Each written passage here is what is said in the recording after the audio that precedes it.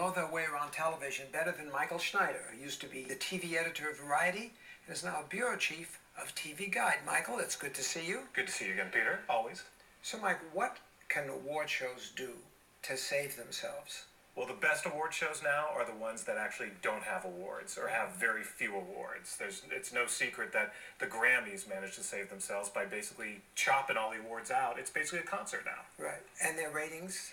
And their ratings are doing great. And people tune in not to see who won Best Album of the Year, but they tune in to see unusual pairings of artists, people who you might not see perform with other people. And it's kind of a fun event. Now, how are the Oscars doing in terms of ratings? Well, the Oscars is still the granddaddy of them all. It's really the Super Bowl of all these award shows. It's the highest rated event of anything other than the Super Bowl on TV. People are still watching, even on a down year. But it's being helped, honestly, by social media now. How is that? They're benefiting by the fact that people are on Twitter or on Facebook, and when they see people commenting on these award shows, they want to tune in. So they're the beneficiaries of this modern technology, and that's helped reverse a lot of these rating slides. So really, an award show works if it's interactive. That's what you're saying.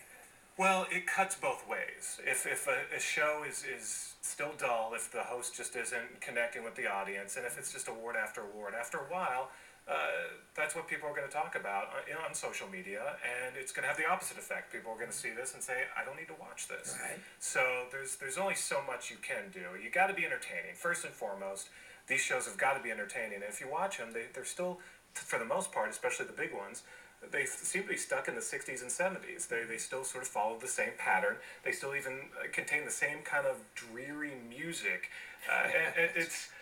It just hasn't caught up with the times, and these shows are going to suffer. So if you and I were each producing the Oscars from scratch, I mean, number one, obviously we cut the number of awards, which can't happen. Right. We've got the issues of the guilds, obviously, That's and right. They're not about to give up their clips and their position in these shows. You could shoot in advance and have a delay so that there's not the constant amount of time people walking from here to here. I mean, you could cut it, but it wouldn't be live anymore. Right.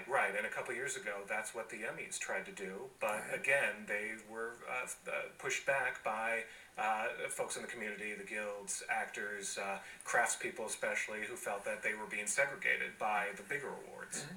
So it's tough. You're dealing with a lot of these people, a lot of factions that sort of like it the way it is. But the ultimate reality is that what would make the Oscars a bigger hit is if all of the movies that got awards were hits. What's hurting the Oscars in the end isn't it the fact that most of the people in the audience haven't seen any of the pictures that are getting the awards? Right. That's a key point. You look at what was the highest rated Oscars in the past 20 years. It was the year the Titanic won. Right. And at the end of the day, if viewers don't have a dog in this fight, then they're less interested. If on the flip side, they're rooting for a movie that everyone has seen and really wants to see win, then you're going to have an audience spike, and you've seen it. It's you can correlate it. The years that big movies are nominated are the years that the ratings spike. So question, you're an occasional TV critic. Why do TV critics always zap these shows? Because they know what they are to begin with. In other words, why knock a Golden Globes or an Emmys? Because the script is out there. You can't change it that much. First off, it's low-hanging fruit. It's easy to bash these award shows. It's fun. Everyone does it, and sort of no one's really going to contradict you because everyone knows these shows are dreadful. So it's easy to write how horrible these shows are. But there's still that feeling that they could be better. There's got to be a way to make these better. Maybe make them funnier. Maybe produce more outside of the show. It's just we've been watching the same shows for 40 years. There's got to be a way. Someone's got to crack that code, and I got to believe someone's going to at some point. I think you should pitch the show. After all, award shows, with all their problems, still a better future than journalism. Print journalism in particular. Well, exactly. So I'll go in with you. We'll produce it together.